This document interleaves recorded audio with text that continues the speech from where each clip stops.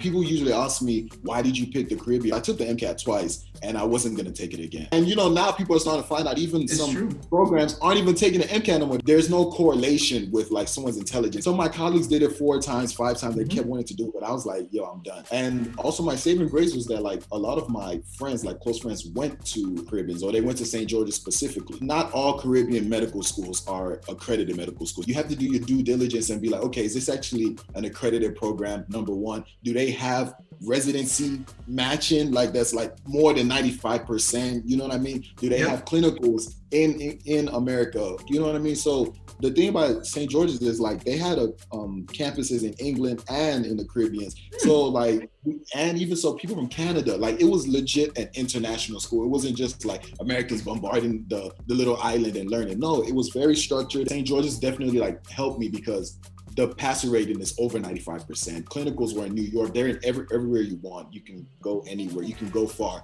with the faculty. I won't lie. When I went to St. George's, granted, it's been dramatically changed, but it wasn't pass fail like it is now. It was like 2 exams a semester, midterm and final. So with that kind of pressure, you can tell the like attrition rate was different. Like if you came in with like, let me throw a random number, like 500 people, there's no way those 500 people are graduating. It's a private, institution and it's still money making. So like, it is what it is. They're not like sugarcoating like, we're here for you. We're here for the money. So you do what you need to do to get out.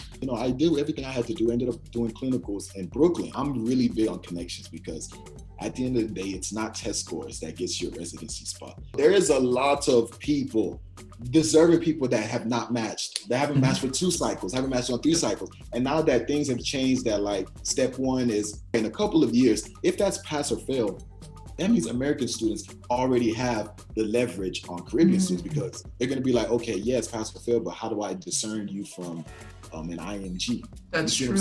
Exactly. So now it's like the person has to be smart. Whoever's watching this, if they're like, trying to say, okay, what's my route? You have to understand the importance of connections, number one. You have to understand the importance of talking to program directors in that prospective program you want to go to. You know what I mean? And I mean developing a relationship like, hey, I'm a first year medical student. I know this is down the road, but I just want you to know, like, what do you guys look for in residency? They're gonna be bugged. They're gonna be like, yo, it might even take a couple of months to respond to you. But the fact that you put in that much initiative and you repeatedly start doing it, it's gonna be a good annoying. Because you want that person to be like, dang, why is it 3 years? This is persistent. Let me give an interview. You know what I mean? So connections is number one. Yes, you have to get good grades, and yes, you have to pass the steps and stuff. But trust me, even for me specifically, I know the amounts of importance connections were.